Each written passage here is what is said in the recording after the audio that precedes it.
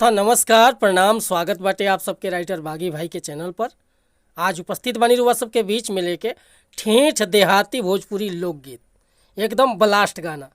और दिल से बताओ तनी भैया कि एकर नया म्यूजिक बनवा के और बढ़िया ढंग से गायकी कर देता नहीं तो गाना गर्दा कर दी भैया। बहुत मस्त मीटर बा, एकदम नया मीटर।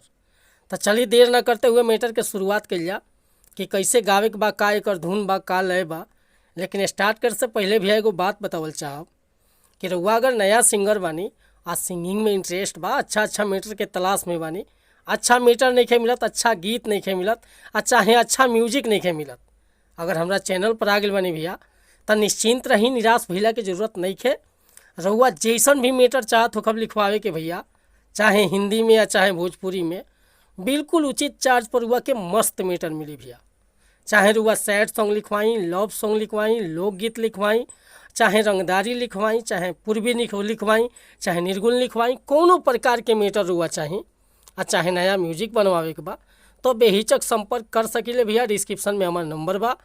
और रोज सुबह रुआ सबके बीच में हम अपन मीटर डाले नहीं तो एक खतरा कहल चाहब कि चैनल पर नया बानी तो चैनल के सब्सक्राइब कर ली, बेल आइकन प्रेस कर ली, ताकि हर रोज़ रुआ सबके बीच में नया नया अपडेट मिलत रहे भैया। रोज़ वीडियो डाली नहीं और देखबे करनी हमारे वीडियो कैसन कैसन रुआ सबके बीच में जाला। आज के मीटर बहुत गर्दा बाटे, धुन बाटे हिंदी धुन।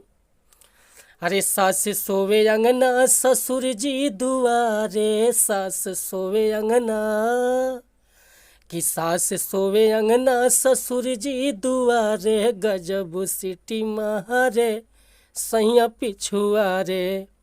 तो एक टेम्पो फास्ट करा के बढ़िया से म्यूजिक बनवा के देखी एकरा के कैसे गावे के बा।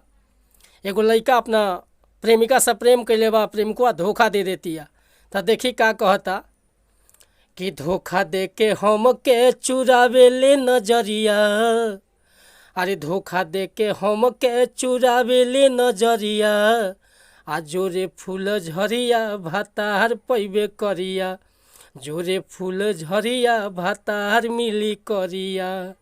अरे धोखा दे के हम के चुरावे ले नजरिया, धोखा दे के हम के चुरावे ले नजरिया, जोरे फूल झरिया भातार मिली करिया, जोरे फूल झरिया भातार पैबे करिया। कहिले न बाहरे संगे हमारा बढ़िया, अरे कहिले न बाहरे संगे हमारा बढ़िया, आ जोरे फूल झरिया भातार पैबे करिया, कि जोरे फूल झरिया भातार मिली करिया। तो भैया उम्मीद करता नहीं मुखड़ा रुआ सबन के अच्छा लागल होई। अगर ये मुखड़ा पसंद आइल बा, फुल गीत लिखवावे के चाहता नहीं तो बिल्कुल उचित चार्ज पर ही गाना रुआ के व्हाट्सअप के जरिए मिल जाई। हमार व्हाट्सअप नंबर बाटे 8874473128। तो रुआ निर्धारक कोनो भी प्रकार के मीटर लिखवावे खतरा चाहे नया म्यूजिक बनवावे खतरा संपर्क कर सकीले भैया। आ वीडियो पसंद आयल हो तो एगो लाइक करब, कमेंट करब, आ चैनल पर नया होके भैया तो चैनल के सब्सक्राइब कर ले, ताकि हर रोज़ रुआ सबके बीच में नया नया मीटर लेके हम उपस्थित होत रहब आ सबसे पहले अपडेट रुआ के मिली भैया। मिलत नहीं अगला वीडियो में कुछ नया गीत के साथ। तब तक के लिए नमस्कार प्रणाम धन्यवाद भैया। जय हिंद, जय भारत, जय भोजपुरी समाज।